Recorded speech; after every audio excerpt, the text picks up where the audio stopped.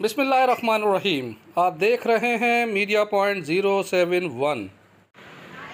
दोस्तों, ये मनाजिर किसी गंदे पानी के तालाब या जोहड़ के नहीं हैं, बल्कि ये महड़ का इलाका है जहाँ पर मानसून की बारिशों और सैलाबी पानी के बायस वसी इलाका ज़ेरे आब आ चुका है। दादू और महड़ को मिलाने वाली ये शारा शगाफ के बायस इस टाइम आमदोरफ्त के लिए बंद है।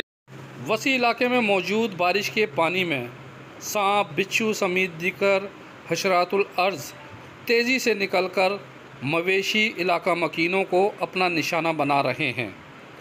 जगह जगह खड़े पानी में सांप तेज़ी से लोगों पर हमला आवर हो रहे हैं।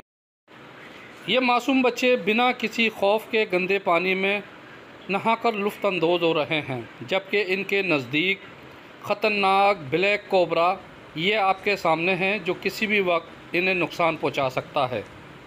इलाका मकीनों का कहना है कि सैलाबी पानी में सबसे ज़्यादा सांप, बिच्छू इंसान, जानवरों को नुकसान पहुंचा रहे हैं।